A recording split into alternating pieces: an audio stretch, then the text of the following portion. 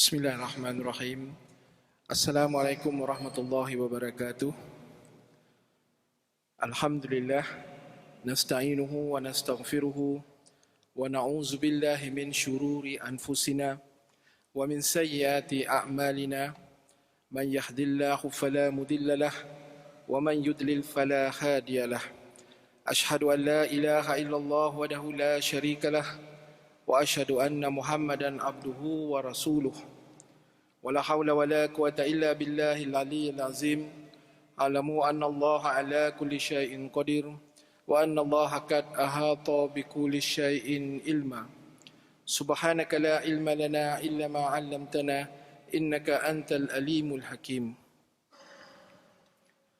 Alhamdulillah.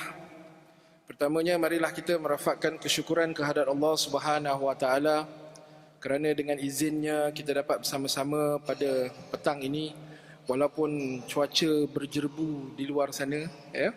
Tetapi biar jerbu cuaca, jangan jerbu hati dan perasaan. Saya ingin ucapkan terima kasih pada pihak Masjid Al-Ikhlas kerana memberikan ruang waktu ini untuk saya bersama-sama dengan tuan-tuan dan puan-puan rahimakumullah untuk kita sama-sama berkongsi sedikit pengalaman, berkongsi sedikit ilmu berkenaan tentang perkara-perkara yang berkaitan dengan harta pusaka yang kita perlu tahu ya. Jadi pada petang ni insya-Allah ya, sementara sahabat-sahabat kita setting LCD ni ya, setting persembahan ni ada dah keluar dah. Jadi pada petang ni tajuk dia saya sensasikan sedikit ya untuk menarik perhatian tuan-tuan dan puan-puan. Tajuk pada petang ni ialah pusaka atau puaka. Maklumlah sekarang ni cerita hantu banyak sangat kan. Jadi pusaka atau puaka ya.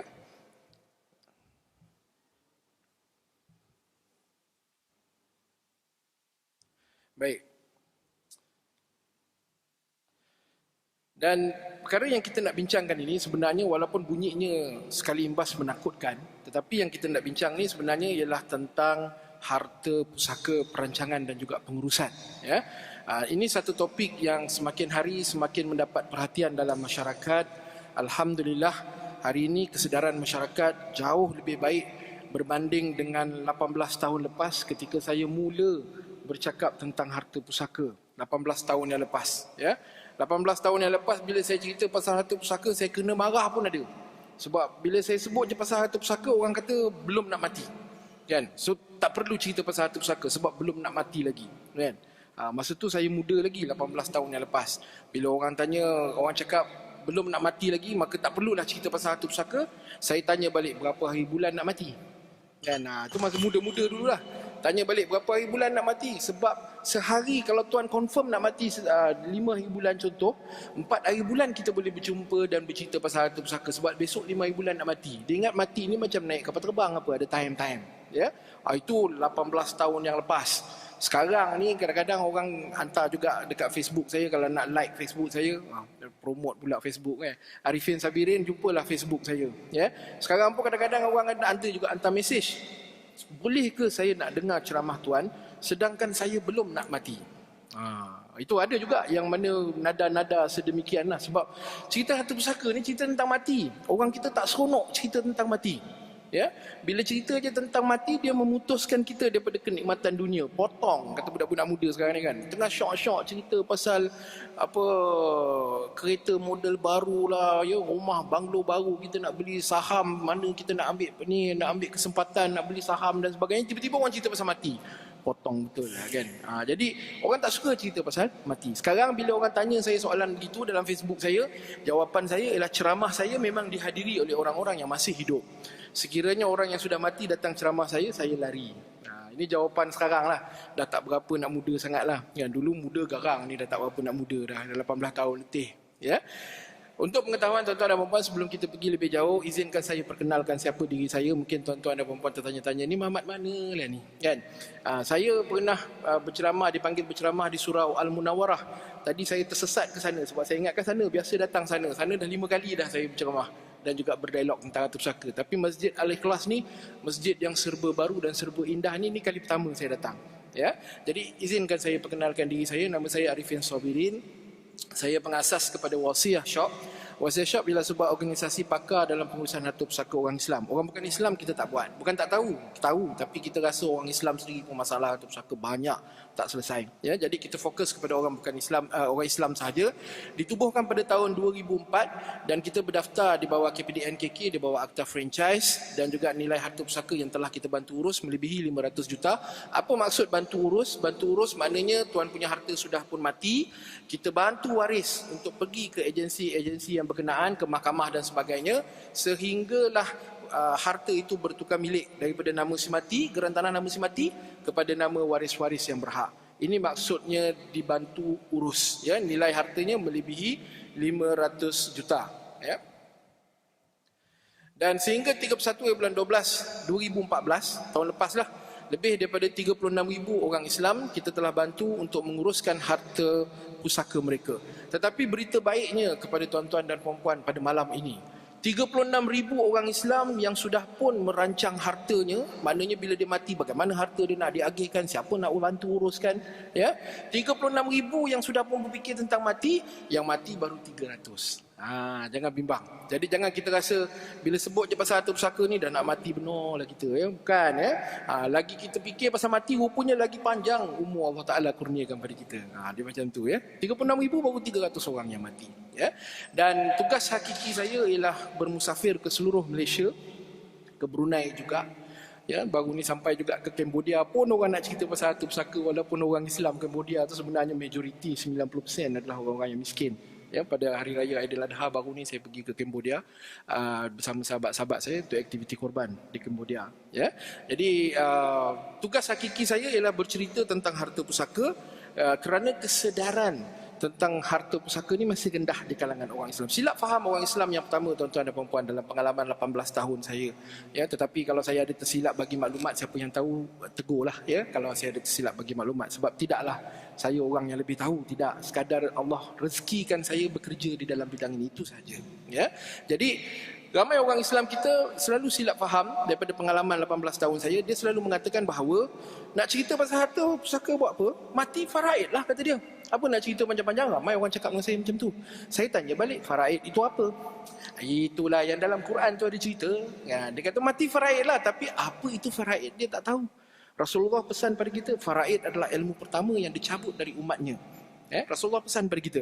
Bila sebut pasal faraid, ramai orang kata mati faraid, mati faraid. Tanya balik faraid apa? Faraid tak tahu. Kan? Itu dia punya masalah kita, ya. Jadi kesedaran kita masih lagi rendah. Bila kesedaran rendah, maknanya kita bila meninggal dunia, ramai orang tak tahu sebenarnya siapakah orang yang berhak ke atas harta pusakanya, dan apakah proses yang perlu dilalui. Sebab itulah ada 1 juta kes pusaka yang tertunggak, majoritinya milik orang Islam. Ya, saya bila berjumpa dengan sahabat-sahabat daripada Singapura, sahabat-sahabat saya daripada Brunei, ya, rupa-rupanya mereka juga di negara mereka menghadapi masalah yang sama. Timur Tengah saya tak tanya lagi, tapi sahabat sekadar kawasan rantau ASEAN ni, bila saya tanya, orang Islam rupanya di negara mereka juga ada masalah, bukan di Malaysia saja. Kenapa agaknya? Jadi pada sesi petang ni sedikit kita akan rungkaikan apakah sebabnya, apakah faktornya orang Islam bermasalah dalam harta pusaka dalam keadaan kita ada faraid. Bukan faraid itu yang salah, ya. Ini dengar baik-baik, ya. Jadi kita cerita kejap lagi, ya. Dan apa yang saya ceritakan pada petang ni adalah perkara-perkara yang patuh syariah, ya, disahkan oleh panel syariah kita yang diketuai oleh mantan pensyarah kanan UKM Profesor Madya Rizwan Awang. Dia 37 tahun pengalaman dalam bidang fiqh mawaris, ya, antara penasihat JAKIM dalam bidang syariah. Ramai orang kenal, ya. Baik, tuan-tuan dan puan-puan rahimakumullah. Mari kita mulakan sesi perkongsian kita pada petang ni dengan melihat tafsiran harta. Silap faham yang kedua. Saya biasa jumpa orang Islam seluruh Malaysia. Saya manalah ada harta. Kata memang ada rumah, tapi rumah hutang dengan bank, kan. Memang ada kereta, kereta pun hutang dengan bank juga. Kan? Adalah ada harta. Jadi kita selalu kata kita tak ada harta. Ini contoh harta, ya, kenderaan, barang kemas, ya, saham koperasi, rumah, tanah, KWSP, saham bank rakyat, yang kita minta 5,000 dapat 500, jadilah daripada tak dapat langsung, kan. ASB, ASN, akaun tabung haji kita, wang tunai yang kita simpan bawah bantal, kan. Pendek kata, tuan-tuan dan puan-puan rahimakumullah, apa sahaja harta yang menjadi milik kita. Bagi ahli perniagaan, saham syarikat yang tuan-tuan dan puan-puan miliki, 70% dalam ABC Sendian Berhad itu juga harta pusaka bila kita meninggal dunia. Pendek kata, apa saja harta yang menjadi hak kita semasa kita hidup, meninggal dunia, maka dia menjadilah harta pusaka. Ya, dan seperti yang kita semua ketahui, selagi kita hidup, kita berlumba-lumba mengumpulkan harta. Alhaqumut takasur hatta zurtumur maqabir, sampai masuk kubur barulah berhenti cerita pasal harta. Selagi hidup, selagi itulah kita bercerita pasal harta. Ya, jadi dalam keadaan sebegini, persoalannya ialah hari ini tuan-tuan dan puan-puan bayangkan, tuan-tuan dan puan-puan ada rumah. Betul lah, rumah masih ada loan dengan bank, tapi ada MRTA, ada MRTT, betul Biasanya bila kita buat loan rumah, kita mati, ada takaful atau insurans yang akan melangsaikan baki loan sekiranya kita meninggal dunia, betul Kebanyakan bank dia dah menetapkan sedemikian hari ini. Ya, jadi ada rumah, ada kereta, ada saham syarikat, ada akaun dalam bank, current account, savings account, ada joint account, ya, ada ASB, ASN, ada tabung haji, ada KWSP, ada barang, ada emas nugget, emas bar. Ya, saya jumpa orang Malaysia sebenarnya ramai orang Malaysia yang banyak harta. Orang Malaysia paling kaya, tuan-tuan dan puan-puan, yang saya pernah jumpa yang harta dia banyak, saya tolong uruskan, nilai hartanya 450 juta. Masya Allah, 450 juta tuan-tuan, tak masuk surat khabar pun. Yang sengkit ni masuk surat khabar kan. Yang kaya-kaya ni tak masuk surat khabar. Kalau dia masuk surat khabar, habis lah dia. Yang 450 juta, banyak betul harta dia. Tapi dia mempunyai fikrah yang betul. Dia faham bahawa harta yang dimiliki ini ialah amanah daripada Allah Subhanahu Wa Taala. Jadi hartanya dirancang dengan baik sekarang ketika dia hidup, disusun dengan baik untuk amal jariah, untuk infaknya, sedekahnya, semua cukup komplit. Ya, untuk waris-waris dia pun cukup, alhamdulillah. Ya, jadi yang berlaku pada kita, tuan-tuan dan puan-puan, kebanyakan daripada kita ialah bila kita meninggal dunia, hari ni harta-harta yang kita miliki ni, duit dalam bank 1 juta, 1.5 juta, 200 juta, 150 juta. Orang Islam Malaysia handal-handal, tuan-tuan. Ni kes-kes yang saya jumpa dalam current account ada sampai 150 juta. Masya Allah, banyaknya duit dia. Tabung haji setakat 3 juta tu selamba je. Orang Malaysia, orang Islam Malaysia. Ya, orang Shah Alam pun ada ni, bukan tak ada, ada. Ya, bila kita meninggal dunia, semua harta yang menjadi milik kita semasa kita hidup ini, pukul 12.30 malam ni ditakdirkan kita dipanggil pulang. Agak-agak ada tak risiko itu? Ada tak? Ada bukan kata pukul 12.30 malam dipanggil pulang. Lah ni pun ada kemungkinan dipanggil pulang. Berapa ramai orang yang nak mati dalam masjid sekarang, kan? Cita-cita nak meninggal dalam keadaan kita bersujud dan sebagainya. Ya, jadi bila kita meninggal, katalah pukul 12.30 malam, 12.30 malam 1 saat tanpa lengah sedetik pun, harta yang masih hidup tadi kita yang punya. Ya, prinsip mal, prinsip penguasaan harta. Ya, dalam Islam, harta kita semasa kita hidup, hak kita, suka hati kita lah macam mana kita nak uruskan. Cuma Islam memberi garis panduan bagaimana harta itu nak diuruskan dengan zakat, sedekah dan sebagainya. Ya, tetapi bila kita masih hidup, dalam penguasaan kita, suka hati kita lah kita nak bagi siapa pun. Ya, tetapi pukul 12.30 malam kita meninggal dunia, 12.30 malam 1 saat tanpa lengah sedetik pun, harta yang menjadi milik kita tadi sudah pun bertukar status. Dia bukan lagi hak kita, dia sudah menjadi harta pusaka. Bila sebut saja harta pusaka, tuan-tuan dan puan-puan, automatik dia adalah hak. Harta-harta kita ni tadi, duit 1 juta, 5 juta, 10 juta, rumah banglo kat sini sampai 5 juta, 7 juta, semua harta ini sudah menjadi milik waris-waris mengikut hukum faraid. Persoalan dia, tuan-tuan dan puan-puan rahimakumullah, tuan-tuan dan puan-puan tahu tak siapa waris tuan-tuan dan puan-puan mengikut hukum faraid? Tahu tak? Siapa tahu? Cuba angkat tangan. Yang tahu. Yang tahu secara tepat, waris saya ialah isteri sebanyak 5/27, contohlah. Kan? Anak sebanyak ini, ayah sebanyak ini. Ramai orang tak tahu, tuan-tuan dan puan-puan. Ramai orang tak tahu. Kita yang duduk dalam Dewan Solat Masjid Al-Ikhlas ni, tuan-tuan dan puan-puan, saya nak bagi tahu, setiap orang daripada kita bila mati, termasuk diri saya sendiri, bila kita mati nanti, waris yang berhak ke atas harta kita mengikut hukum faraid semuanya berbeza-beza. Tidak sama. 18 tahun saya buat kerja ni, saya tak pernah jumpa dua hamba Allah yang kiraan faraidnya sama. Tak pernah jumpa. Tak tahulah kot belum jumpa. Tapi memang tak pernah jumpa. Ya, sementara suami dan isteri bila meninggal dunia, orang yang berhak ke atas harta mereka mengikut hukum faraid juga orang yang berbeza, dengan bahagian yang berbeza. Ya, sepasang suami isteri datang jumpa saya. Saya suka cerita kes ni sebab saya gelihati tengok reaksi isteri. Ya, datang jumpa saya punya perangai tuan-tuan dan puan-puan, kalau saya pergi mana-mana di seluruh Malaysia, kalau malam ni saya ceramah, besok pagi saya tak ada apa-apa urusan, waktu duha saya akan duduk kat masjid selepas duha. Siapa nak datang tanya pasal faraid, datanglah, saya tanya, kirakan. Ya, saya belajar faraid 8 tahun daripada 3 guru yang berbeza. Ya, jadi datang suami isteri ni tanya saya, ya, siapa yang berhak ke atas harta mereka? Saya pun kirakan, suami punya, isteri punya, 2 kertas yang berbeza. Saya cakap, Tuan Haji, bila Tuan Haji mati nanti, semua harta Tuan Haji, semua sekali, dia tu ahli perniagaan. Ya, termasuk saham syarikat Tuan Haji adalah milik orang-orang ini mengikut hukum faraid. Dia pun tengok kertas dia, suami dia. Hajah, bila Hajah meninggal dunia, semua harta Hajah termasuk barang kemas Hajah yang berbungkal-bungkal. Orang Pening barang kemas tu, dia anak mami. Jangan main leceh, jangan buat leceh. Ya. Termasuk harta barang kemas Hajah yang berbungkal-bungkal, dia pun tarik sikit dia punya lengan. Sebab sebelum tu dia cakap dengan saya gini kan. Nampaklah gelang ni kan, dia tarik sikit.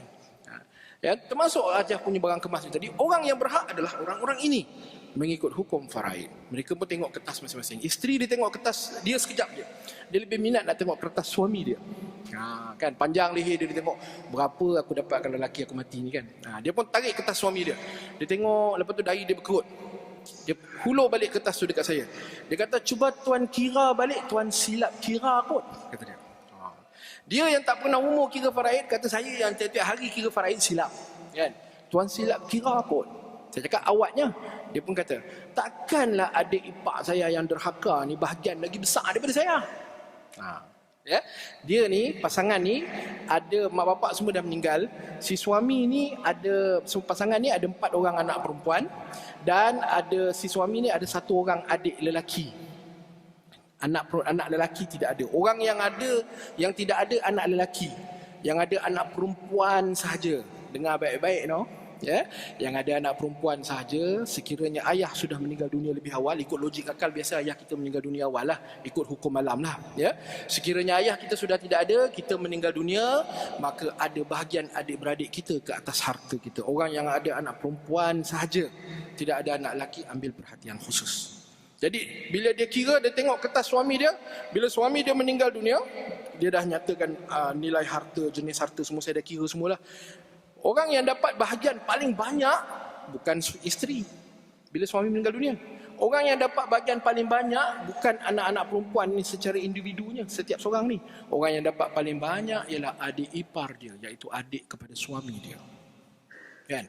Dia kata ni adik ipar derhaka ni, kata dia adik derhaka ni. Cerita-cerita lama semua keluar lah. Kan? Derhaka ke tak derhaka ke, dia tetap berhak ke atas bahagian dia mengikut hukum faraid. Tak usah kata adik derhaka. Anak derhaka yang puluhan tahun tidak menziarah ayah dan ibunya, bila ayah dan ibu meninggal, anak ni balik, bahagian dia mengikut hukum faraid wajib diberikan. Perwarisan, tuan-tuan jangan ceritalah. Saya selalulah dengar cerita dalam masyarakat. Takkan adik saya ni yang langsung tak peduli mak saya, tinggalkan duit pun tak bagi, tak tolong jaga mak saya, dia pun dapat bahagian. Ya, dia dapat bahagian, itu ketetapan daripada Allah Subhanahu Wa Taala dalam surah An-Nisa ayat 11, surah An-Nisa ayat 12, surah An-Nisa ayat 176. Ya, 11, 12 dan 176. Balik nanti tengok, buka. Dalam ayat-ayat ini bermula daripada yusikumullahu fi auladikum sampai habis, panjang ayat ni tuan-tuan, antara ayat yang terpanjang dalam Al-Quran. Allah menceritakan bahagian waris-waris mengikut hukum faraid. Ya, jadi wajib diberikan. Perwarisan terputus, sepatutnya dia dapat ikut hukum faraid, tapi dia tak dapat, terputus hanya kerana 2 sebab. Yang pertama ialah kerana berlainan agama, murtad. Adik ni tadi mula-mula nama Abdullah, ya, selepas tu tukar jadi Abraham. Maka abang dia meninggal, dia sepatutnya dapat, dia tidak dapat kerana berlainan agama. Yang kedua ialah kerana pembunuhan. Adiknya miskin, abangnya kaya, adiknya tunggu bilalah abang aku ni nak mati. Tak mati-mati, dia racunnya abang dia. Kan? Maka dia tidak berhak dapat. Pembunuhan dan juga berlainan agama. Selain daripada itu, dia tetap dapat. Tak kiralah dia dragon ke, dia Castello ke, siapa pun dia tetap berhak mendapat harta dia mengikut hukum faraid.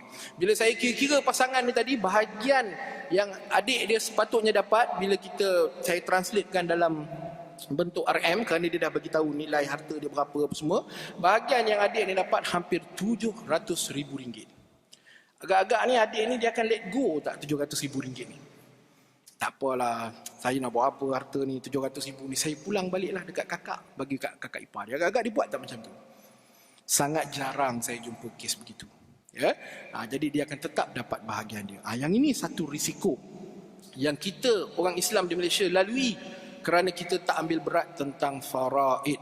Tuan-tuan, puan-puan, Allah Ta'ala turunkan surah An-Nisa ayat 11, 12 ni yang menceritakan tentang bahagian masing-masing. 1/2, 1/3, 1/4, 1/6, 1/8, 2/3, 2 nisbah 1, as-sabah. Ya? Allah Ta'ala turunkan ayat yang begitu panjang dan terperinci. Mesti ada sebab, betul tak? Takkan sia-sia je. Ya? Yang ini yang kita nak faham. Ya? Jadi, perkara pertama yang tuan-tuan dan puan-puan kena faham ialah ketahui bahagian harta pusaka masing-masing. Bila mati, siapa yang berhak? Alah, saya ni bukanlah rumah banglo 7 juta, adalah flat 70,000. Flat 70,000 itu pun wajib difaraidkan bahagian-bahagiannya. Ya, memang kita suami, ya, saya sendiri pun dulu masa tak tahu tentang hal ni, saya pun dulu beranggapan bahawa kita suami, kita bekerja berpuluh tahun, beli rumah dekat sini, harga rumah 5 juta, 10 juta, 15 juta. Dalam fikiran kita, bila kita mati nanti, rumah ni kita akan tinggalkan untuk pasangan dan anak-anak kita. Betul tak? Tetapi betul ke pasangan dan anak-anak saja yang berhak? Kena cek balik. Ya? Nak cek macam mana? Nak cek nanti boleh tanya sahabat saya. Mana sahabat saya tadi? Saya pun tak nampak mana. Tu dia dekat luar sana tu. Nanti boleh tanya dia. Ya? Dia boleh kirakan faraid. Senang je. Sekejap je. Dia boleh masukkan dalam sistem. Zap, keluar. Free. Tak payah bayar apa-apa. Nak bayar pun boleh. Tapi dia tak minta bayaran. Ya? Bagi tahu berapa, dia masuk. Zap, keluar. Senang. Habis itu. Ya? Maknanya, tuan-tuan dan puan-puan, bila kita meninggal dunia, semua waris, daripada sekecil-kecil waris sampai ke tua-tua waris, dalam keadaan tertentu, datuk pun dapat, saya kira, dalam keadaan-keadaan tertentu. Ya? Sebab semua orang berbeza-beza. Ya? Jadi semua waris berhak mendapat harta pusaka mereka mengikut hukum faraid. Dan antara orang di Malaysia yang saya puji kerana dia sudah pun berfikir untuk mati sedangkan dia berada di puncak populariti ialah angkasawan negara kita, Datuk Syekh Muzaffar. Ya, saya tanya dia, cek, kenapa? Umur dia ni baru 41 ni, tuan-tuan. 41, orang putih kata life begins at 40. Ya, bila life begins at 40 maknanya umur dia baru setahun. Kalau ikut umur orang putih lah, kan? Ini geng bro-bro bangsa ni, kan? Tapi sudah pun fikir tentang mati, dia dah susun harta dia dengan baik. Saya tanya dia kenapa? Dia kata pengalaman keluarga dia menunjukkan bahawa bila berlaku kematian, harta pusaka tidak dirancang dengan baik semasa hidup, memang bermasalah. Sebab tu dia tak nak harta pusaka dia bermasalah. Dia dah susun dengan baik. Ya. Jadi pada petang ni persoalannya, tuan-tuan dan puan-puan rahimakumullah, ya, harta yang kita kumpulkan puluhan tahun ini, kita hendak dia jadi pusaka ke? Atau kita hendak dia menjadi puaka? Apa maksud saya puaka? Ini maksud saya puaka. Tak payah ceritalah. Ni soal khabar banyak lah. Saya pergi Brunei. Saya sebulan sekali dijemput datang ke Brunei untuk berceramah. Seluruh pelosok Brunei naik bot langgar kayu balak. Masa tu dah mengucap dah, cakap ni habislah dekat Sungai Brunei lah ni, habis jawabnya. Kan, bot langgar kayu balak, nasib baik bot tak pecah. Ya. Di Brunei saya pergi, surat khabar dia tak ada cerita pasal ni. Di Malaysia ni, ini semua surat khabar Malaysia. Ya, dekat Brunei tak ada cerita-cerita macam ni dalam surat khabar. Yang ada dalam surat khabar ialah cucu Sultan menang pertandingan renang. Muka kat depan. Kan? Adik ipar Sultan menang pertandingan equestrian. Tu ada. Kan? Tapi cerita-cerita macam ni tak ada. Jadi saya ingat Brunei tak ada masalah kot. Baca macam tak ada apa-apa benda pun. Kan? Dekat Brunei tenang je macam tu kan. Rupanya bila saya turun ke dalam masyarakat Brunei, orang Brunei pun ada masalah. Sama je tuan-tuan dan puan-puan. Ya? Jadi ini cerita-cerita kita. Inilah maksud saya puaka. Dan kita pula fikir, alah ni yang gebut-gebut gaduh-gaduh ni tanah 10 juta, 15 juta, banglo 7 juta. Motor kapcai pun direbutkan dan bergaduh. Ya? Si mati meninggalkan satu je motor kapcai. Itu pun direbutkan tuan-tuan. Di Batu Pahat, saya di Batu Pahat beberapa tahun yang lepas saya jumpa. Yang direbutkan ialah periuk belanga, masya-Allah. Kan, kita pun pening kepala macam mana nak bagi faraid periuk belanga ni kan, sebab si mati tu tukang masak walimatul urus kat kampung dia, jadi dia ada banyak periuk belanga yang besar-besar tu kan, yang tembaga dan sebagainya. Itu direbutkan oleh anak-anak, masya-Allah. Jangan tuan-tuan silap faham jangan ingat kata alah saya duduk rumah teres 150,000 takkan gaduh kot. Ya, jangan silap faham macam tu. Di Muazzam Shah saya jumpa orang yang merancang harta pusaka ni, datang jumpa saya dekat masjid. Perangai saya macam itulah, saya duduk kat masjid waktu duduk lepas duha, dia datang naik motosikal buruk je. pakai baju pagoda, pakai selipar Jepun. Saya pun tengok dia atas ke bawah kan. Saya biasa berurusan dengan orang Damansara Hike, Tropicana, Country Hike semua tu kan. Jadi orang biasa yang buat perancangan harta ni orang yang ada harta 5 juta, 10 juta, 15 juta. Tengok Mamat ni duduk Muazzam Shah ni. Kata naik motor buruk je ni, harta apa agaknya Mamat ni ada. Rupa-rupanya dia cuma ada satu saja harta, iaitu sebuah rumah teres kos rendah 25,000 nilainya. Muazzam Shah 25,000 lah sampai lah. Kan? Dia tak naik, dia tak macam KL kan. Jadi anak dia ada 2 lelaki 2 perempuan. Dia nak bagikan rumah tu sama rata, anak dia 1/4 lelaki dan perempuan. Saya tanya dia sekadar nak tahulah. Harta lah 25,000 harta pun sibuk-sibuk ni, nak merancang harta ni kan. Dia cakap dengan saya, dia kata saya kerja jual burger. Saya kata, oh, betul ke jual burger? Kat mana? Dekat sini, kat sini. Kalau nak makan burger free, datanglah malam ni. Memang saya datang, betul free, 3 biji jalan. Kan? Free kan. Jadi jual burger, dia kata saya daripada SPM jual burger, dengan duit jual burger itulah saya beli rumah kos rendah ni. Dengan duit jual burger itulah saya berkahwin, saya membesarkan anak-anak saya sampai ada yang dah masuk ITM dan sebagainya. Ya, jadi dia kata saya tak mahu rumah yang saya susah payah kumpul daripada muda-muda ni. Saya beli duit, saya kumpul duit beli rumah ni. Saya tak hendak satu-satu harta saya ini menjadi asbab kepada waris-waris saya bergaduh selepas saya mati. 25,000 aja tuan-tuan. Kita ni, saya di KL, saya biasa jumpa orang harta 5 juta, 10 juta ada aja. Selamba je. Sebab dia kata apa? Sebab dia kata takkan anak dia gaduh kot. Ini silap faham yang ketiga orang kita. Kita selalu fikir, alah, takkan gaduh kot anak-anak kita. Kita tengok anak-anak kita semua bagus saja. Tuan-tuan, puan-puan, bila datang bab harta pusaka, jangan ambil risiko. Kerana faktor yang mempengaruhinya banyak. Antara faktor yang mempengaruhi anak-anak kita ialah siapa yang duduk di sebelah dia. Betul? Anak kita memang kita kenal, kita didik macam mana. Orang yang duduk sebelah dia kita tak kenal. Kita kenal itulah datang, dia kata, ayah saya ada 3 anak perempuan, saya tak ada anak lelaki. Saya tak ada anak lelaki. Saya ada 3 saja anak perempuan. Kawan-kawan kata try lah lagi seorang, mana tahu seorang lagi lelaki kan. Balik rumah pun kalau dekat KL pun, dah balik rumah pun dah pukul 11 lebih dah tuan-tuan. Tak sempat nak try dah kan. Separuh daripada sebulan saya berada musafir, saya di luar daerah. Alhamdulillah lah Allah kurniakan 3 anak perempuan. Saya cakap dengan anak-anak saya, besok kalau kamu nak bawa calon menantu, datang waktu asar. Datang waktu asar, selepas asar. Dia kata, kenapa ayah? Sebab ayah hendak bakal calon menantu ayah mengimamkan solat maghrib kita di rumah. Dia jadi imam kan. Dan bagi tahu dia surah minimum Al-Mulk. Kan, Al-Ikhlas tak main kan, Al-Kafirun tak main, Al-Mulk terus. Dia kata, woi, tinggi standard tu ayah. Memang kena tinggi. Sebab apa? Sebab saya nak pastikan bakal menantu saya ni nanti orang yang bagus-bagus, yang tidak akan menjadi konsultan yang serong kepada anak-anak saya kan. Kita ni anak kita didik betul, tetapi menantu kita tak kenal. Kalau dapat menantu, alhamdulillah. Dapat anak hantu, innalillah. Jadi itu nak kena hati. Jadi ini faktor-faktor yang mempengaruhi, yang menyebabkan harta pusaka ni orang bergaduh. Jadi ini harta puaka. Harta pusaka pula macam mana? Harta pusaka bila si ayah, si ibu meninggal, anak-anak molek tertib, boleh berkompromi, boleh bertolak ansur, selesai. Tidak ada sebarang pergaduhan, tidak ada sebarang berkecil hati dan sebagainya. Itu pusaka. Puaka, ini puaka. Jadi kita fikir, harta kita nak jadi pusaka ke nak jadi puaka? Jangan buat andaian kata, anak-anak saya bagus. Ramai orang kita silap faham macam tu. Anak-anak saya bagus, tak gaduh lah, insya-Allah tak gaduh. Kan? Itu masa kita ada. Masa kita dah tak ada besok, kita tak tahu. Kalau nak cerita, panjang cerita sampai kita subuh besok tak habis cerita kan. Jadi pada malam ini, saya nak kongsi dengan tuan-tuan dan puan-puan dengan cepatnya, bagaimana kita nak mengelakkan harta kita daripada menjadi puaka. Ada kaedah dia. Dan kaedah malam ni yang saya nak perkenalkan ialah kaedah hibah. Mungkin orang pernah dengar sepintas lalu, di angin lalu macam tu hibah. Ada juga orang cerita hibah kan. Jadi biarlah saya cerita secara terperinci. Apa itu hibah? Definisi hibah. Definisi hibah ialah akad pemberian. Satu akad pemberian di antara pemberi, iaitu tuan punya harta, kepada penerima. Penerima ni siapa-siapa pun boleh.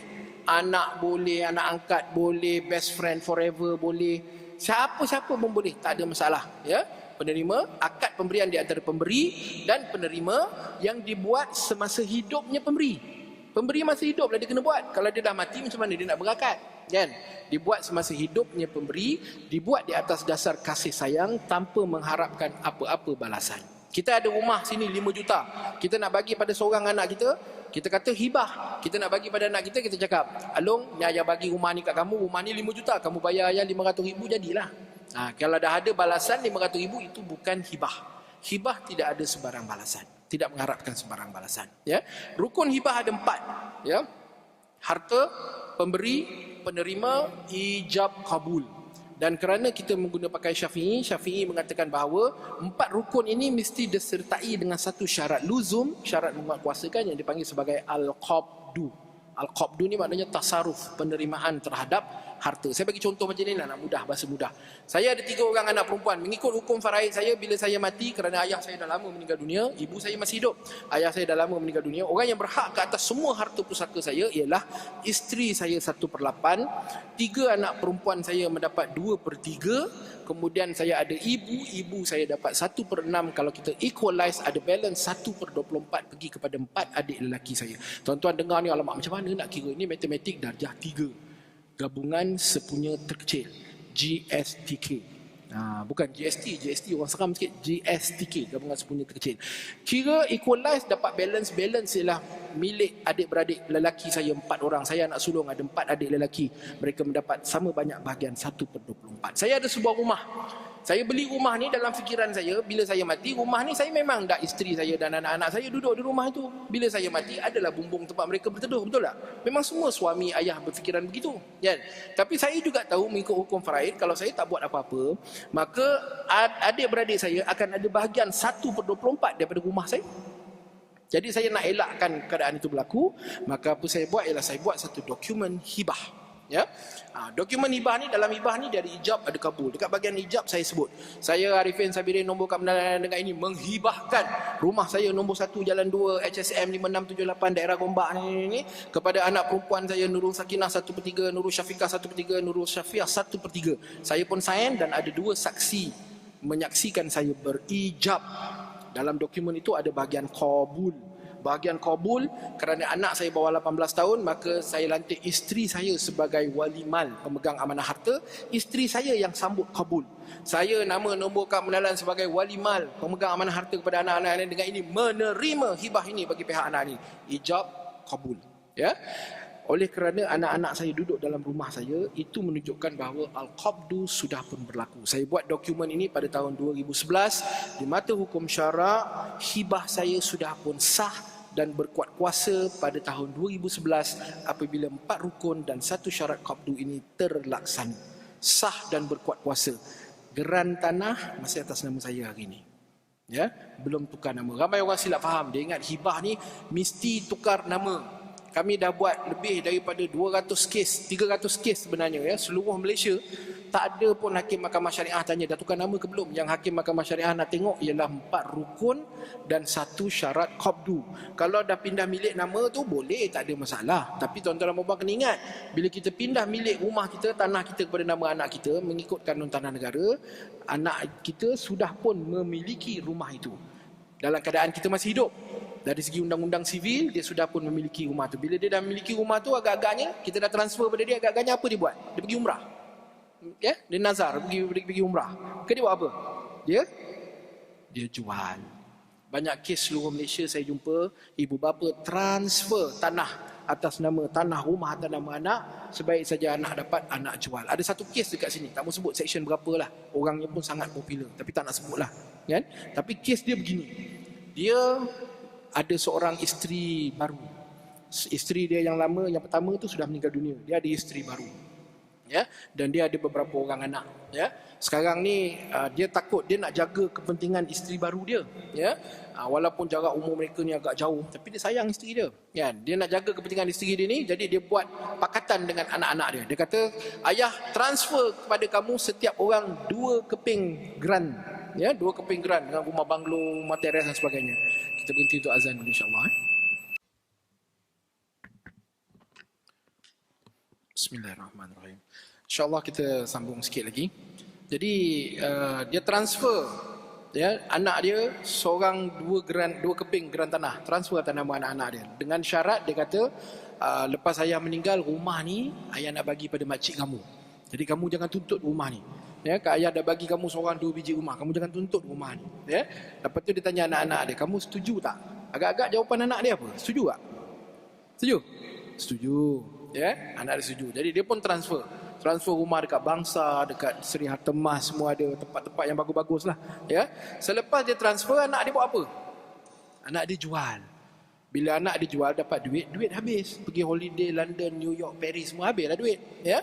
Jadi lepas habis duit, sekarang ni anak-anak ni sedang merebutkan rumah yang besar ni, kat Shah Alam ni, dengan mak tiri dia. Ayah dia kata, kan kamu kata tak nak tuntut apa-apa, sebab sekarang ni anak kata, ya, kalau lepas ayah meninggal dunia, makcik takkan dapat 1 sen pun daripada harta ayah. Kata anak-anak. Ya. Ayah kata, kan kamu dah janji kamu tak nak tuntut apa-apa selepas kamu dapat seorang 2 biji rumah. Mengikut kata ustaz. Kata dia, ustaz juga yang salah kan. Mengikut kata ustaz, bila berlaku kematian, semua waris berhak mengikut hukum faraid. Kata dia kan, ustaz juga yang kena kan. Kesian ustaz tu kan. Jadi sekarang ni sedang bermasalah. Saya balik masjid, satu hari saya tertinggal handphone saya. Saya tengok ada 19 miss call. Tengok daripada nama hamba Allah ni duduk Shah Alam. Saya tengok, sudah meninggal dah orang tua ni. Biasanya orang kalau telefon malam-malam ni beritahu saya orang dah meninggal. Kan? Meninggal dah orang tua ni, 19 miss call. Rupanya bila telefon, isteri muda dia yang telefon. Isteri muda dia kata, saya tengah kemas barang nak lari ni. Saya cakap, kenapa pula tu puan? Kan? Kenapa nak lari? Kan? Sebab saya baru lepas kena belasah dengan anak-anak tiri saya. Sebulan sekali kata dia, waktu bulan mengambang saya kena belasah dengan anak tiri saya. Macam ada timing pula. Saya cakap, ni suami tak tahu ke? Suami tahu, depan suamilah saya kena belasah. Harta tuan-tuan. Sebab itu Allah Ta'ala pesan kepada kita, innama amwalukum wa auladukum fitnah.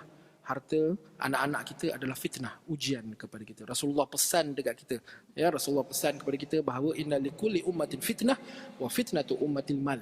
Setiap umat ada ujian, ada fitnah yang memusnahkan umat itu. Ujian bagi umatku ialah mal. Apa dia mal tuan-tuan? Harta. Kita kumpul harta seronok tuan-tuan. Tapi harta ni lepas kita mati besok jadi manfaat pada kita ke? Ya, ataupun sebaliknya. Yang ni kita nak kena renungkan. Ya, dunia berubah. Ya. Jadi ini contoh perintah hibah yang pertama kita perolehi daripada Mahkamah Syariah Al-Usta tahun 2005. Bila saya pergi ke seluruh Malaysia, tuan-tuan, saya berkongsi dengan masyarakat. Saya bukan cerita teori. Saya cerita amalan yang kita dah buat semenjak tahun 2005. Hamba Allah ni dekat Al-Usta Kedah. Ya, dia hibahkan rumah dia kepada tanah dia kepada 4 anak dan 1 cucu. Dalam masa yang sama ada 2 anak yang dia tak bagi. Hibah, tuan-tuan, perempuan, nak bagi siapa pun bagilah. Sebab apa? Pemberian itu berkuat kuasa semasa hidup. Ya, hibah dengan wasiat 2 perkara yang berbeza. Kenapa? Kerana hibah berkuat kuasa semasa hidup. Bila berkuat kuasa semasa hidup, harta tu milik tuan-tuan dan perempuan. Suka hati tuan-tuan dan perempuan lah nak bagi siapa. Cuma Rasulullah pesan, hibah sunat disamaratakan di kalangan waris. Kita ada anak lelaki, kita ada anak perempuan. Ikut hukum faraid, anak lelaki 2, anak perempuan 1. Kita nak bagi sama rata. Kita buatlah melalui kaedah hibah. Rasulullah pesan, sunat disamaratakan. Tapi kalau kita ada masalah tertentu, kita tak nak bagi anak ni, bagi anak yang ini. Terserah pada kita. Sebab apa? Sebab berkuat kuasa semasa hidup. Wasiat berkuat kuasa selepas mati. Hibah penerimanya siapa? Siapa-siapa tuan-tuan dan perempuan nak bagi, banyak mana pun bagilah. Wasiat penerimanya hanyalah bukan waris. Siapa bukan waris? Bukan waris orang yang tidak menerima harta pusaka mengikut hukum faraid. Siapa? Anak angkat, anak tiri, anak saudara, bapa saudara, kan? Rumah anak yatim, masjid, persatuan, sekolah tahfiz. Ini adalah bukan waris. Tetapi ada had. Hadnya berapa? 1/3. Hibah tidak ada had sebab masa hidup. Masa hidup kita buat, maka tidak ada sebarang had. Ya, kalau tuan-tuan nak tengok contoh antara hartawan bilion wan Islam yang menggunakan kaedah ini ialah Sheikh Sulaiman Al-Raji. Komen tak nama Al-Raji? Al-Raji Bank, kan? Sheikh Sulaiman Al-Raji. Dia sudah pun menggunakan sebahagian daripada kaedah hibah untuk menghibahkan harta-harta dia sampai dia sekarang tak ada harta, zero. Tak ada harta. Sheikh Sulaiman Al-Raji, kan? Tak ada harta. Agak-agaknya Syekh Sulaiman Raji ni dia bagi dia hibah kepada satu yayasan dakwah yang dia buat dan sebagainya. Agak-agaknya Syekh Sulaiman Raji ni berdosa tak? Dah tak ada harta dah. Bila dia meninggal, tak ada harta yang tak difaraidkan. Sebab harta dia semua dia dah uruskan semasa dia hidup. Ya? Dia dah dia dah memisahkan diri dia daripada harta dia. Tak dosa. Ya? Tapi kena buat masa hidup. Kalau selepas mati, maka dia akan automatik faraid dan juga wasiat yang 1/3 tadi. Ya, saya ulang. Hibah nak bagi siapa, banyak mana bagi. Wasiat hanya bukan waris 1/3 saja. Selepas mati, semasa hidup. Ini perbezaan dia. Ya, jadi orang ni dia hibah, dia tak bagi pada 2 anak, dia adalah sebab dia yang tersendiri. Ya, tak ada masalah. Mahkamah luluskan hibah dia. Ya, tak ada masalah. Ya, dan mahkamah dekat sini sebut selanjutnya nombor 2, mahkamah memerintahkan pentadbir tanah daerah Kuala Muda untuk memindah milik tanah tersebut kepada penama-penama tersebut. Mana penamanya bawah ni 1 2 3 4 5.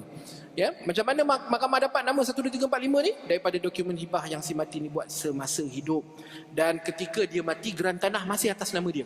Geran tanah tidak bertukar lagi. Sebab itulah mahkamah keluarkan perintah memerintahkan pentadbir tanah daerah Kuala Muda untuk memindah milik sebab nama masih atas nama si mati. Jadi tuan-tuan nak hibah pada anak, geran atas nama sendiri sekarang boleh, tak ada masalah. Ya, dan hibah yang diberi kepada anak kandung, cucu kandung, pertalian darah kita ke bawah, pada bila-bila masa kita boleh batalkan tanpa persetujuan mereka. Jadi flexibility ada pada kita. Macam saya dah buat dokumen hibah, hibahkan rumah saya pada 3 anak perempuan saya. Bila saya mati, rumah ini tidak akan difaraidkan kerana ia sudah dihibahkan semasa saya hidup menjadi milik 3 anak perempuan saya. Harta lain yang saya tak sentuh, akaun bank saya, saham dan sebagainya, yang ini akan difaraidkan. Tetapi rumah ni tidak, sebab saya sudah hibahkan kepada anak perempuan saya. Anak perempuan saya yang 3 orang ni dah dapat seorang 1/3. Tetapi selagi saya masih hidup, hari ni saya tengok anak perempuan saya macam itulah. Tiba-tiba besok, minta-minta tidaklah, contoh. Tiba-tiba selepas dia berkahwin, lain macam pula budak ni kan. Saya boleh batalkan dokumen hibah ni pada bila-bila masa tanpa persetujuan dia. Jadi flexibility hibah, pembatalan ada pada kita. Ya, dan selagi saya masih hidup, saya boleh duduk kat rumah tu, tak ada masalah. Ya, bukan kata saya kena keluar daripada rumah tu. Ya, apa harta yang boleh dihibah? Ini contoh harta yang boleh dihibah: rumah, tanah, barang kemas, saham syarikat. Saya lihat trend terbaru sekarang, ahli-ahli perniagaan Islam sudah mula concern mengambil berat tentang syarikat mereka. Ya, mereka membangunkan syarikat 15 tahun, 20 tahun. Syarikat dah maju dah sekarang. Bila berlaku kematian, nanti harta saham syarikat itu akan menjadi harta pusaka dan berhak ke atas waris-waris mengikut hukum faraid. Bukan semua waris kita ada pengalaman ataupun pengetahuan menguruskan perniagaan itu. Saya perhatikan ramai bisnesmen orang Islam kan, 5 orang anak yang dibawa pergi pejabat, yang ikut pergi pejabat setiap hari seorang aja. Orang ni lah yang tahu hal urusan pejabat dia, hal urusan syarikat dia. Lagi 4 orang anak tak tahu. Ya, jadi dia hendak supaya lepas dia meninggal, anak yang tahu ni yang mengambil alih tanggungjawab menguruskan syarikat, boleh, tak ada masalah. Tapi dalam masa yang sama, kalau ada dividen dan sebagainya, semua waris boleh mendapat bahagian. Cuma waris yang dapat bahagian itu, dia tidak ada hak untuk masuk campur dalam urusan syarikat. Jadi syarikat tu boleh berjalan macam biasa lah. Ini orang ahli perniagaan orang Islam hari ini. Ya, alhamdulillah. Ya, dan untuk pengetahuan tuan-tuan dan puan-puan, kita menyediakan hampir 20,000 dokumen hibah setakat tahun lalu. Ya, kalau di Malaysia ni sebut saja hibah, WhatsApp Shop lah yang paling banyak menyediakan dokumen hibah. Ya, okey. Siapa yang memerlukan hibah? Bukan semua orang memerlukan hibah. Tak semua orang yang perlu gunakan kaedah hibah. Orang-orang ni perlu. Tuan-tuan dan puan-puan tengok jatuh ke tidak dalam golongan ini. Ya. Yang pertama ialah pasangan suami isteri yang tidak ada anak. Dah kahwin 35 tahun, 40 tahun, tak dikurniakan zuriat. Dia berdua aja. Biasanya orang macam ni rezeki, Masya Allah. Allah tak bagi dia rezeki anak, Allah bagi rezeki dalam bentuk harta benda. Banyak saya nampak seluruh Malaysia. Ya, suami isteri meninggal dunia, tidak ada zuriat, tidak ada anak. Orang macam ni bila meninggal dunia, bila si suami meninggal dunia, bahagian isteri ke atas harta suami hanya 1/4 sahaja. 1/4 ni 25%. 3/4, 75% pergi mana? 3/4 pergi kepada waris-waris suami yang lain. Kalau ibu bapa dia masih ada, dia akan dihabiskan oleh ibu bapa dia. Kalau ikut hukum alam, ibu bapa dah tak ada lah. Ibu bapa pergi dulu. Kalau ibu bapa dah tak ada, si suami meninggal dunia, maka 3/4, 75% pergi kepada adik-beradik suami. Kita duduk kat sini dengan suami kita, rumah ni dah 20 tahun dah kita duduk ni. Bila meninggal dunia, bahagian isteri hanya 1/4, 3/4 bahagian adik-beradik suami. Ya, saya jumpa kes macam ni di Pulau Pinang. Makcik ni tanya saya lepas habis dekat Masjid Seberang Jaya tepi highway tu, makcik ni tanya saya. Ya, cerita ni 11 tahun yang lepas lah lebih kurang. Dia tanya saya, dia kata suami meninggal dunia, siapa yang berhak ke atas harta suami dia? Dia kata yang lain-lain ni makcik tak risau. Ni yang makcik risau ni rumah-rumah. Sebuah rumah banglo di atas sekeping tanah lot di Pulau Pinang di Seberang Jaya. Ya, yang rumah ni makcik risau. Yang sebab rumah makcik duduk kat rumah ni, siapa yang berhak ke atas harta pusaka, terutamanya rumah ni? Saya tanya siapa waris yang ada? Waris yang ada 2 orang aja. Dia, isteri dan juga adik lelaki tunggal suami dia. Biasa orang yang tak ramai zuriat ni, biasa keturunan dia memang tak ramai. Adik-beradik seorang, 2 orang macam itulah. Dia kata dia dan juga adik ipar dia, adik ipar lelaki dia. Saya cakap, macam tu senang je nak kira faraid makcik. Saya biasa kira faraid berpuluh-puluh, berlapis-lapis. Ni 2 orang aja. Bahagian makcik 1/4, bahagian adik ipar makcik 3/4. Rumah tu harga 500,000. Maknanya bahagian adik ipar dia daripada rumah tu ialah 375,000. Bahagian dia 125,000. Kan? Dia kata, mana boleh macam tu, kata dia. Makcik keluar duit DSB, pasang kitchen cabinet, renovate rumah. Adik ipar makcik 1 sen pun tak keluar untuk rumah makcik. Iyalah. Tapi mengikut hukum faraid, dia ada bahagian. Tapi tak apa. Makcik pi balik, bincang dengan dia, minta dia lepaskan balik bahagian tu kepada makcik. Boleh. Walaupun kita berhak dapat bahagian dalam hukum faraid, tetapi kita boleh melepaskan bahagian tu kepada sesiapa waris lain yang kita kendaki. Ya? Jadi makcik pi balik, bincang dengan dia baik-baik. Tak apa lama dia telefon saya. Saya nombor handphone 18 tahun tak pernah tukar. Nak pasang nombor handphone satu lagi pun, rumah tak bagi. Satu handphone je, kata dia. Baik. Ya, kan? Bukan takutkan isteri, tapi isteri selalu menakut-nakutkan saya. Jadi dia telefon saya, dia kata, makcik dah bincang dengan adik ipar makcik. Adik ipar makcik kata, tak apalah kakak, saya nak buat apa rumah kakak saya, apa ada rumah saya sendiri. Jadi saya setuju, lepaskan bahagian saya 3/4 ni semula kepada kakak. Ya, makcik dia kata, makcik dengar dia habaq macam tu, Allah panjangkan umur hang, murahkan rezeki hang, kan. Tapi adik ipar dia kata, sat-sat belum habis habaq lagi. Saya setuju, lepaskan bahagian saya 3/4 dengan syarat. Kan? Syaratnya apa? Kakak bayarlah balik kepada saya ikut nilai semasa. Tu dia. Nilai semasa 375,000. Makcik ni kata, mana makcik nak cari duit? Orang macam ni boleh guna kaedah hibah. Suami hibahkan kepada isteri. Bila dia meninggal dunia, rumah ni dah menjadi milik isteri, tak ada campur tangan daripada waris lain. Ya? Orang macam ni mungkin bukan kita, kawan-kawan kita, adik-beradik kita, jiran-jiran kita bagi tahu. Sebab yang ni ramai orang tak tahu. Kan? Dia rasa dia macam tahulah, tapi ramai orang tak tahu. Ya? Golongan yang kedua ialah orang yang ada anak perempuan sahaja seperti saya. Mungkin juga ada antara tuan-tuan dan perempuan kat sini yang ada anak perempuan saja, tak ada anak lelaki. Maklumlah selalu makan tom yum. Kan? Orang tanya, apa kena-mengena makan tom yum dengan anak perempuan? Mengikut satu paper yang saya baca daripada US, research yang dibuat, mengatakan bahawa lelaki yang suka makan makanan masam, kebarangkalian untuk dapat anak perempuan lebih tinggi berbanding dengan anak lelaki. Saya memang suka makan masam, asam kecut pun saya suka. Kalau drive jauh-jauh tu kadang-kadang takut ngantuk makan asam kecut. Kan? Jadi orang yang ada anak perempuan perlu ambil perhatian. Kenapa? Kerana kalau ayah dia sudah meninggal dunia lebih awal, kita cuma ada anak perempuan saja, adik-beradik ada bahagian ke atas satu pusaka. Bukan kita tak nak bagi adik-beradik. Rumah saya hibahkan pada 3 anak saya. Sebab nilai rumah makin lama makin tinggi. Dalam masa yang sama, saya ada harta lain. Saya ada akaun bank dan sebagainya. Yang ini, saya tidak buat apa-apa. Bila saya meninggal, maknanya yang cash dan sebagainya, yang ini adalah faraid, yang mana adik-beradik saya ada bahagian. Kenapa? Sebab adik-adik saya adalah wali kepada anak saya. Kalau saya tak buat semua, mereka tak dapat bahagian, saya hibah semua, ya. Bila saya mati nanti adik-beradik kata, alah, bapak engkau orang masih hidup dah lah kedekut, dah mati pun kedekut, kan. Jadi kesian anak-anak saya, kan. Jadi saya tinggalkan itu untuk difaraidkan. Sebab tunai nak faraid senang. Kita ada 100,000, kita bagikan ikut bahagian faraid. Ni hang punya 10,000, ni hang punya 5,000, dia ambil duit tunai, dia buatlah apa dia nak buat. Tapi rumah, tanah, susah. Kenapa? Kalau saya tak buat hibah, nama adik-beradik saya kalau dia nak bahagian dia 1/24 tadi, walaupun tak banyak 1/24, dia nak bahagian dia, nama mereka akan masuk dalam geran tanah, geran rumah saya. Itu okey lagi.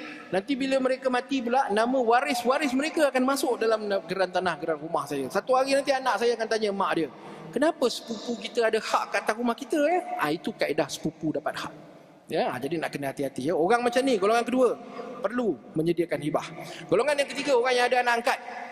Ya, kita walaupun anak angkat, tapi kita sayang anak angkat kita macam anak kandung kita sendiri. Ya, kita nak bagi dia harta, kita boleh guna kaedah hibah. Nak guna kaedah wasiat, boleh. Tetapi tidak boleh lebih 1/3. Hibah kita nak bagi banyak mana pada anak angkat kita pun bagilah. Tak ada masalah. Ya. Seterusnya, kenal tak siapa tu? Jangan sebut nama, nanti di tengah minum tersedap pula. Ini suami yang menjadi idola para suami di Malaysia. Semua suami bercita-cita untuk menjadi seperti dia, sama ada takut atau berani sahaja, kan. Orang macam ni. Ni muslimat dengar baik-baik, muslimat dengar baik-baik, ya. Bila suami meninggal dunia, dia ada anak, ada seorang isteri, bahagian isteri 1/8. Bila suami meninggal dunia, dia ada 2 isteri, setiap orang isteri 1/16. 3 orang isteri, setiap orang isteri 1/24, sifil 8, 4 orang isteri, setiap orang isteri 1/32, tanpa mengira yang senior atau yang junior. Baru semalam nikah, hari ini suami meninggal sebab terlebih makan Viagra. Kan, over expectation kan. Terlebih makan Viagra meninggal kan. Nak makan benda-benda macam tu dapat prescription dulu ya tuan-tuan dan puan ya. Jadi bahagian sama 1/32. Jadi suami yang adil, suami yang seperti ini ialah suami yang bijaksana dan bijak sini. Sebab itu dia boleh jadi macam ni. Kita sekadar bijaksana tak jalan lah kan. Dia mesti bijaksana dan bijak sini ya. Suami yang seperti ini dia perlu berlaku adil, dan kita kena faham konsep adil. Adil bukan sama banyak. Ya, ini kita nak kena faham. Adil maknanya meletakkan prioriti, keutamaan pada tempatnya yang betul. Ya? Orang kata adil, semua dapat 500,000. Ya? Adil maknanya meletakkan tempatnya, prioriti pada tempatnya. Ya, jadi orang macam ni boleh guna kaedah hibah. Rumah yang isteri pertama duduki, hibah kepada isteri pertama, isteri kedua dapat rumah kedua, isteri ketiga dapat rumah ketiga, isteri keempat dapat rumah keempat. Bila dia meninggal, risiko untuk perbalahan itu kurang. Bukan tak ada, kurang. Ya, orang macam ni memang sentiasa ada masalah. Mana-mana tempat seluruh Malaysia saya tak pernah jumpa bila orang macam ni meninggal, isteri-isteri dia kata tak apalah, kata isteri nombor 2, 3, 4, kakak duduklah rumah banglo dekat Shah Alam 7 juta tu, kami tak nak tuntut 1 sen pun. Tak pernah jumpa. Tak pernah jumpa. Ya, lagi suami dia meninggal, lagi dia keluar dia punya taring dengan dia punya kuku dia, lagi ada lah ya. Seterusnya golongan yang kelima ialah orang yang ada anak lelaki dan perempuan yang ingin menyamaratakan bahagian. Kita ada anak lelaki, anak perempuan, kita nak bagi sama rata.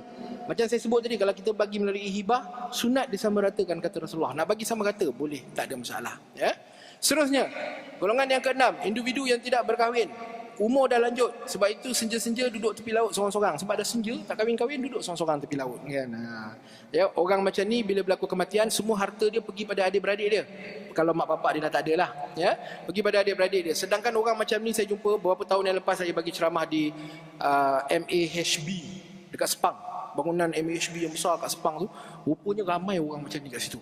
Sibuk kerja, sibuk terbang seluruh dunia, tak ada masa nak kahwin, terlupa nak kahwin.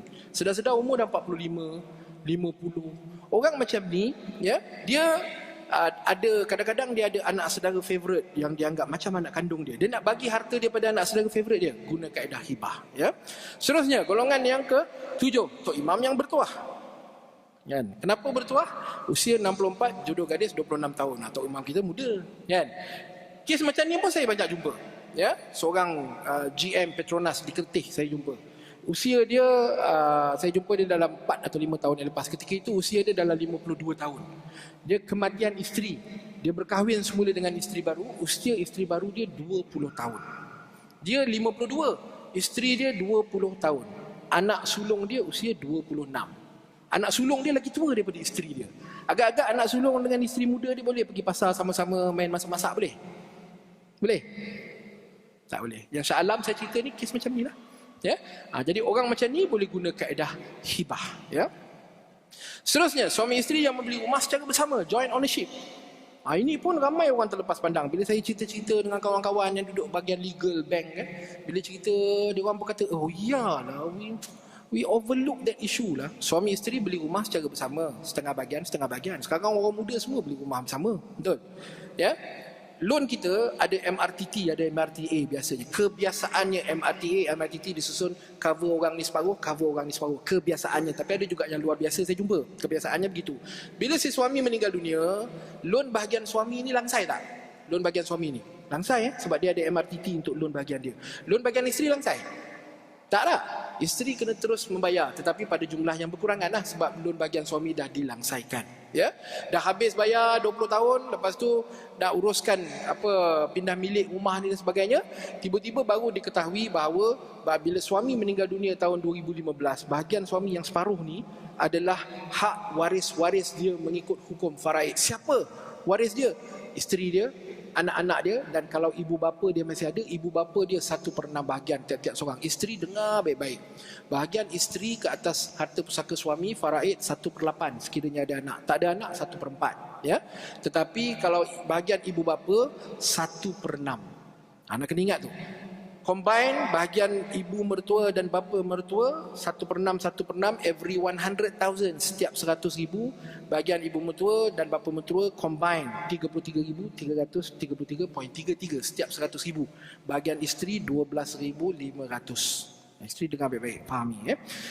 Bila meninggal dunia si suami ni tadi, harta dia ni yang setengah bahagian ni faraid. Yang kalau ibu bapa dia ada bahagian ibu bapa dia 1/6. Pengalaman saya, kalau ibu bapa ada, kita uruskan harta pusaka, kebiasaannya ibu bapa 1/6 ni dia tandak. Dia akan serahkan bahagian dia kepada cucu-cucu dia. Kebiasaannya. Tetapi kalau lambat diuruskan harta pusaka, ibu bapa dah meninggal, 1/6 ibu bapa ni sudah menjadi milik waris-waris mereka mengikut hukum faraid. Siapa waris-waris mereka? Adik-beradik suami kita. Adik-beradik kebiasaannya tidak melepaskan bahagian. Ibu bapa kebiasaannya lepas. Kan? Jadi orang macam ni boleh guna kaedah hibah. Suami isteri yang beli rumah secara bersama, walaupun rumah ada loan, tak ada masalah, boleh hibah. Ya, sebab apa? Sebab tukar milik tidak berlaku sekarang.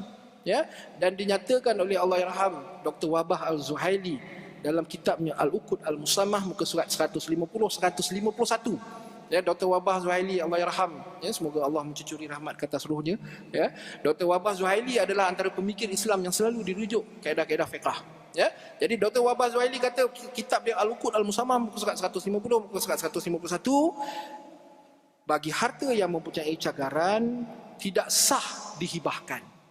Ya, harta yang punya cagaran, yang maknanya masih ada loan dekat bank lah, tidak sah dihibahkan kecuali terdapat satu jaminan bahawa sekiranya berlaku sesuatu kepada pemegang gadaian, ya, orang yang meminjam ni tadi, terdapat satu jaminan bahawa apa sahaja baki pinjaman akan dilangsaikan. Jaminan.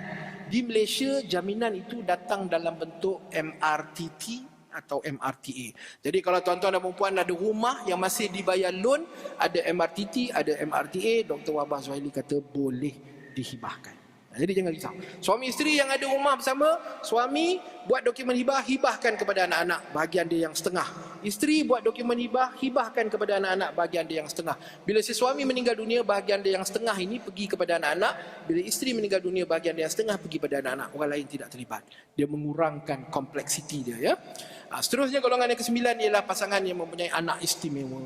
Dalam faraid tidak dibezakan anak normal, anak istimewa. Yang dibezakan anak lelaki, anak perempuan.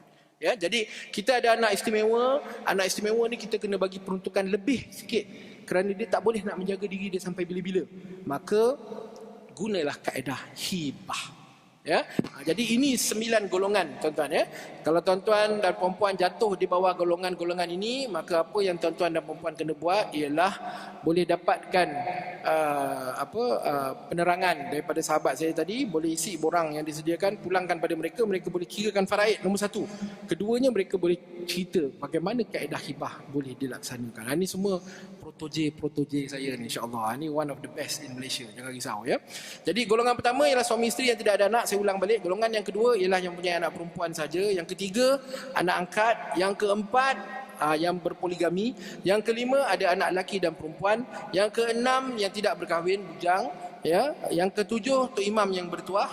Yang ke-8, suami isteri yang beli rumah secara bersama. Yang ke-9 ialah pasangan yang mempunyai anak istimewa.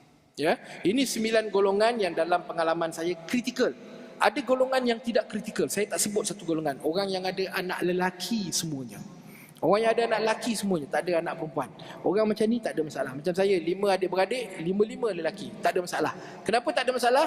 Ayah mati, harta ayah kami dapat sama 1/5 bahagian. Nanti bila ibu pula meninggal, ibu saya masih ada lah. Bila ibu meninggal nanti, harta ibu kami akan dapat sama 1/5 bahagian. Tidak ada sebarang perbezaan. Jadi kurang masalah. Bukan tak ada masalah, kurang masalah. Ya? Jadi ini golongan dia yang kurang memerlukan. Tapi yang 9 ni dalam pengalaman saya memerlukan hibah. Okey, mungkin kita buka 1 atau 2 soalan mungkin. Ada. Kalau ada apa-apa soalan, ya tuan. Harta sepencarian. Bagaimana dikira harta sepencarian?